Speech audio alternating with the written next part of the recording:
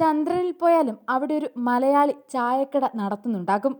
തമാശയ്ക്കാണെങ്കിലും നമ്മൾ ഇടയ്ക്കിടെ പ്രയോഗിക്കാറുള്ളതാണ് ഈ വാചകം. ചില പ്രമുഖരൊക്കെ ഇതിൻ്റെ പേരിൽ വിവാദങ്ങളിലും അകപ്പെട്ടിട്ടുണ്ട്. എന്നാൽ തമാശയല്ല, അങ്ങനൊരു അവസരം കിട്ടിയാൽ അതിനുള്ള ഒരുക്കങ്ങൾ ഇപ്പോഴേ തുടങ്ങിക്കൊള്ളൂ. ഭൂമിയുടെ ഒരേയൊരു ഉപഗ്രഹമായ ചന്ദ്രനിൽ വാസയോഗ്യമുള്ള ഗുഹയുള്ളതായി സ്ഥിരീകരിച്ചിരിക്കുകയാണ് ശാസ്ത്രജ്ഞർ. 1969 നീൽ ആംസ്ട്രോങ്ങും ബസ് ആൻഡ്രിനും ചന്ദ്രനിലിറങ്ങിയ പ്രശാന്തിയുടെ കടൽ എന്ന ഭാഗത്തു നിന്ന് 400 കിലോമീറ്റർ മാറിയാണിത്. നേച്ചർ ആസ്ട്രോണമി ജേണലിൽ ഈ കണ്ടെത്തലുകൾ പ്രസിദ്ധീകരിച്ചിട്ടുണ്ട്. ചന്ദ്രന്റെ കഠിനമായ ഉപരിതല പരിസ്ഥിതി പോലെയല്ല ഈ ഗുഹയിലേതെന്നാണ് കണ്ടെത്തൽ.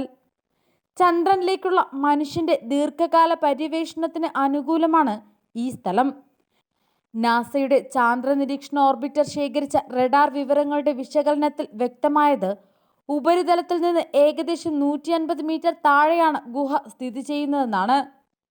ചന്ദ്രനിലെ ഏറ്റവും വലിയ കുഴിയിൽ നിന്നാണ് ഗുഹയിലേക്ക് പ്രവേശിക്കാൻ കഴിയുക. ഇവിടെ കണ്ടെത്തിയ 200-ലധികം കുഴികളെപ്പോലെ ഇതും ലാവാ ട്യൂബിന്റെ തകർച്ചയിൽ നിന്ന് രൂപപ്പെട്ടതാണ്. ഗവേഷകർ നാസയുടെ ലൂണാർ റെക്കനൈസർ ഓർബിറ്ററിന്റെ റഡാർ അളവുകൾ വിശകലനം ചെയ്യുകയും ഫലങ്ങൾ ഭൂമിയിലെ ലാവാ ട്യൂബുകളുമായി താരതമ്യം ചെയ്യുകയും ചെയ്തിട്ടുണ്ട്. ചന്ദ്രനിൽ സ്ഥിരമായ ഒരു ഭാഗിക ക്രൂഡ് ബേസ് നിർമ്മിക്കാൻ കുറച്ച് നാളുകളായി നാസ ലക്ഷ്യമിടുന്നുണ്ട്.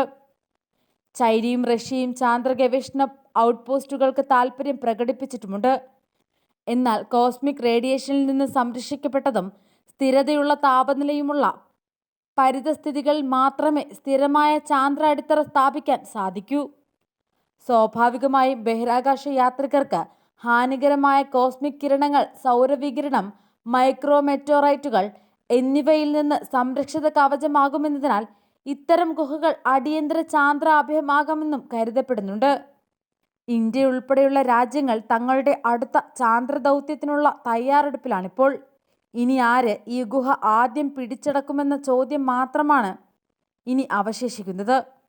മനുഷ്യനെയും വഹിച്ചുകൊണ്ടുള്ള ഇന്ത്യയുടെ ചാന്ദ്ര ദൗത്യം അടുത്ത വർഷം ഇന്ത്യ നടത്താനിരിക്കുകയാണ്. ഭാഗ്യമുണ്ടെങ്കിൽ ഈ ഗുഹയുടെ അവകാശി ഇന്ത്യ ആകുമെന്ന് പ്രതീക്ഷിക്കാം.